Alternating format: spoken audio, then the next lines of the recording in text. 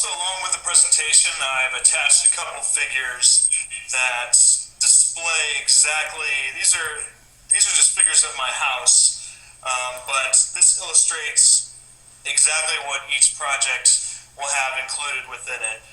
Figure 1 is usually going to be a site location, and figure 2 is going to be a site plan, which is usually an aerial raster image of where exactly we're focusing for it. As I mentioned before, file management is extremely important. A lot of times, as I took over for this job, a lot of times scientists will just hand me a map and say, I need this duplicated, or I need this changed. So the way that I keep, everything's been organized for me.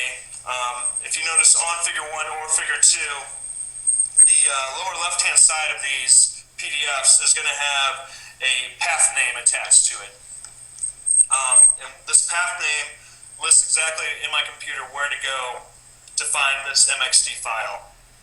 And this is only for me. This is only so I know. It doesn't, no one else has to, it's not going to affect anyone else anywhere. It's my own kind of language, so I can find these figures when I need them and make the appropriate changes. So that's one of the most important things, naming things correctly and putting them in the correct folders with, in this case, 5 gigs of MXDs. It's going to be a needle in a haystack if I don't find that right path or if I don't name it correctly. So definitely imperative to do. Then moving on to the next slide, kind of slide that shows you the paths. And after that, moving on to some of the lessons I learned from CU. These are what I feel is the most important things that I took from learning GIS at University of Colorado. Approach to spatial problems, the 6 steps that I described, or that Raphael teaches to solve each problem. The file management, as you saw here, how much data I'm using or you use in the professional world. Precise documentation, again, that kind of goes with file management, keeping all that together. It's one thing to have maybe a little folder of homework. It's another thing to have years worth of work that you need to keep organized. Also, utilizing resources for help. I've been a part of the Colorado server list called GISCO for a few years. Don't know how it was put on there, but constantly getting emails, seeing email exchange from people throughout Colorado who are GIS professionals having problems, and then additional people chiming in or writing back to help them out as well. So something I haven't used yet, but I know it's there as a resource. Also, the ArcMap and ArcGIS will always have a help function within it.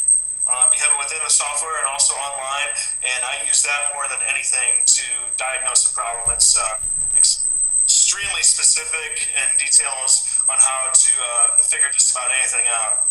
And there's always Google too. So a lot of times I'll Google my problem, and I know that I'm not the first person that this has happened to. So it's not really a reason to freak out anymore. From there, you can always find a couple threads throughout that will give you an idea what's going on, and then maybe if you're not even able to follow what's said in a forum or a thread, I use that then to go into the help system to clarify things more. And also just communication with me and others throughout work. I'm fairly new to this field, so I ask a lot of questions to soil scientists, to geologists, to project managers of what they need exactly from me. So as they tell me what I need to do, I try to picture a map in my head and picture what layers or what things I need to do. So I'm very specific in asking for that. All right. So finally, this is kind of my hindsight slide, moving on to the last one. Things I wish I would have done while I was still a student. Number one, I wish I would have definitely volunteered with an organization like I did here, because all it has to do with networking. That's something I don't think you realize a lot of time as a student, but it carries a lot of weight with it. Having a degree and a little bit of volunteering with the right organization will definitely get you pulled right in, especially with, you just meet a lot of professionals. It's pretty amazing how many professionals in the GIS world you'll meet with something like that. Networking with teachers and classmates. I reconnected with Raphael on LinkedIn after this, and I'm still in touch with quite a few people from my graduating class. So, either through social media or from LinkedIn, I think it's just a good idea to keep in touch. Applying for internships. Those are readily available while you're in school, and you should take advantage. If you don't want to waste your education, I definitely recommend doing that. It's a great way to get right going right after you get out of school, because it's tough out there. It took me about 1.5 years to find a job. So that goes with staying persistent in job seeking, because there's definitely times when I got down and questioned whether my education was the right thing for me, whether I should have spent this money that I'm always paying for, but it definitely is. I ended up putting in about 50 resumes when I moved here over the 1.5 year time. With that, I had maybe two or three interviews. One phone interview I had was because the guy who called me, who was the recruiter, his son had the same name as me. I wasn't even qualified for the job, but he wanted to see what another my Carpenter was like. So I don't know if that counts. So definitely stay persistent, and make resumes for different things. I did. I followed the track in environmental science, but I have resumes for doing GIS, because that was a lot of what I did. GIS. I was trying for a while to get into forestry side of things, so I have about 3 or 4 different resumes.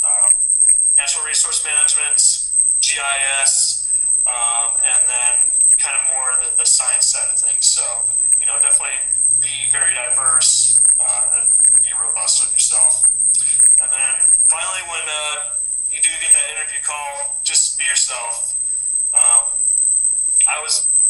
That's my interview. I think might have been a little easier than others. I was going into one where the president of my company doesn't know anything about GIS or AutoCAD. He had me explain it to him for about 5 minutes, and then after that we talked about fishing and wine, and just kind of geology and things like that, and it wasn't even like an interview. I later found out that they interviewed about four people. In one case, I found out that one woman had 15 years experience in AutoCAD and some GIS, but according to what I've heard, that she just wasn't the right fit for the company. So I think that's a very important part. So I think if you follow these few points I've listed right here and just really stick with things, I think you'll be doing well, because times are tough right now, and I think this is a good plan to follow through. And I wish I maybe had done things a little earlier along this line as I moved here to Florida. All right. On the last slide here, I've just included a couple contacts for me if you would like to get a hold of me about anything I've talked about, or would like any advice, because I was right there where you were just less than 2 years ago. So it's pretty amazing how things change. Great, Mike. We really appreciate your time and your insights. They are very, very useful. You touch in many valuable points for all of us. We really appreciate it.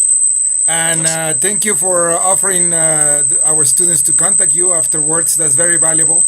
It's always helpful to reach out to someone already out there in the profession, and sometimes we get frustrated or depressed, or there's no hope, and then it's always to see a success story like yours. I've been there.